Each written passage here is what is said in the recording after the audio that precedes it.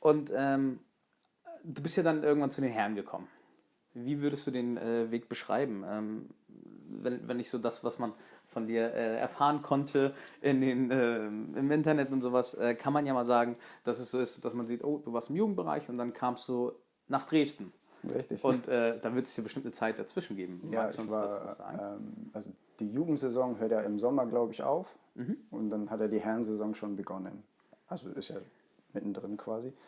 Und dann war es damals in Rothenburg so, dass die Knights ich glaube, die hatten Zwangsabstieg in die zweite Liga. Und dann waren so ein bisschen persönliche Differenzen dabei. Hat der Vorstand meinen Vater rausgeschmissen als Head Coach und habe ich gesagt, nein, ich spiele nicht für die Knights. Und habe dann gesagt, nö, mach ich nicht. Und dann habe ich ein halbes Jahr nichts gemacht, habe halt Schule gemacht und nur trainiert. Und dann, weil ich in der Jugendnationalmannschaft war, ich weiß gar nicht, was er war, ein Trainer dort, der Robert Kruse, der hat mich dann mit einem anderen aus Rothenburg, der war schon in Dresden gespielt hat, gefragt, ob ich nicht mal nach Dresden kommen möchte und mir das angucken möchte. Und dann sind wir da zusammen hingefahren. Und ich meine, ich war 19 und dann hieß ja die Dresden Monarchs und andere Stadt. Und ich habe dann gleich gesagt, ja klar, ich spiele hier. Ja. Und so hat das dann funktioniert. Also Ja. man kannte sich halt durch die Jugendnationalmannschaft. Okay. Ja. Das heißt, die Anbindung war schon da. Du hattest im Prinzip schon Genau. Leute, mit denen du Kontakt hattest, Freunde, Richtig. wie auch immer. Richtig. Dass man sagt, okay, ja, das natürlich.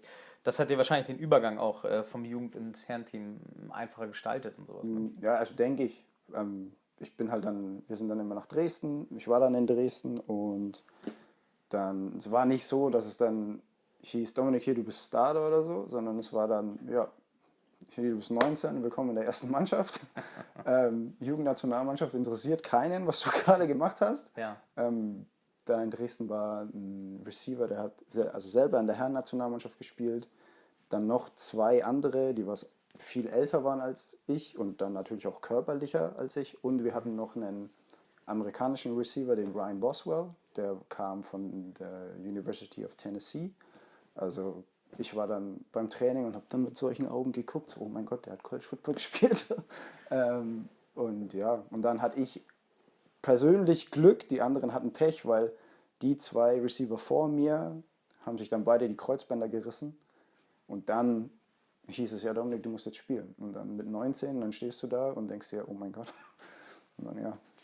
Aber so schnell darf man große Fußstapfen treten, aber man hat sie anscheinend gut gefüllt. Ja, zum Glück. Ja, und wenn du den Weg beschreiben würdest vom Jugend- in den Herrenbereich, was wäre, oder was ist deiner Meinung nach so eine Sache, die dir einfach in Erinnerung geblieben ist von der Zeit damals? Also der Übergang, Ja, so genau. wie das war. Also es ist halt, was mir gleich aufgefallen ist, dass es ist was ganz, ganz anderes. Es ist völlig egal, wie gut du glaubst, dass du in der Jugend warst.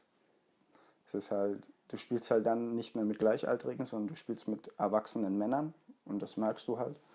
Und du musst halt, ja, kleine Brötchen backen, so, dich hinten anstellen, aber auf gar keinen Fall aufgeben. Immer weitermachen, ehrgeizig bleiben und dir Sachen von anderen abgucken. Ist ja, also ich habe immer gesagt, ich klaue mir das von dem und klaue mir das von dem und versuche das dann selber umzusetzen.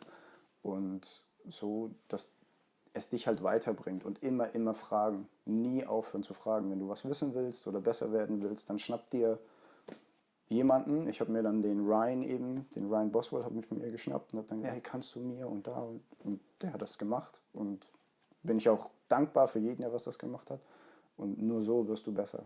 So. Das war dann im Prinzip aber auch deine Einstellung, die du hattest. Also die hat sich ja nicht, also deine persönlichen Ziele vorher, wo du gesagt hast, im Jugendbereich wollte unbedingt professionell werden, so professionell wie möglich.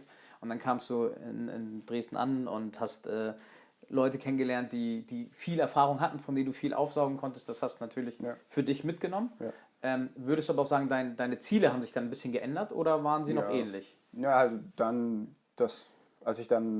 war ich 19 und ich war dann recht realistisch. Ich war dann so, ja, okay, mit 19 in Amerika, dann spielen die schon alle College Football und ich habe dann halt recht schnell so gesagt, gut, Also auf mich wird keiner warten da drüben. Da wird keiner sagen, oh hier, Arizona State oder keine Ahnung, USC wird sagen, hey, der Dominik ist jetzt 19, let's go, den holen wir. Nee, also es war dann, ich habe dann eben versucht, so weit wie möglich zu kommen. Und ja, von daher.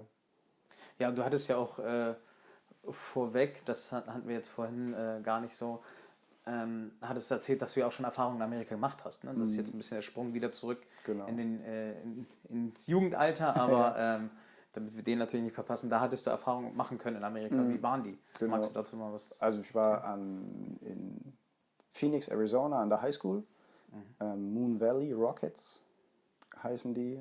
Und es ist halt was ganz, ganz anderes. Also wir sagen immer, das ist Religion da drüben, Football zu spielen, aber es ist halt allgemein der Sport, finde ich, hatte ich das Gefühl. Es wird halt ganz anders gelebt als bei uns. Bei uns ist es halt Schule und akademische Leistungen gehen vor. So, du hast deinen Schulsport und dann war es das und ansonsten musst du halt in den Verein gehen und dort ist es halt, ich finde halt die Verbundenheit ist was ganz anderes. Da spielt halt die Schule gegen die Schule und das ist, die hatten, oder ich denke, also alle haben ja da drüben an der Highschool einen eigenen Kraftraum und. Und wenn du dir vorstellst, in Deutschland, keine Ahnung, die Gesamtschule Barmbek oder so hat einen Kraftraum, so was? Ja. Wieso? Also es ist halt ganz, ganz anders. Das ist ein ganz anderes Leben, ne? Ja, ganz das stimmt. anders.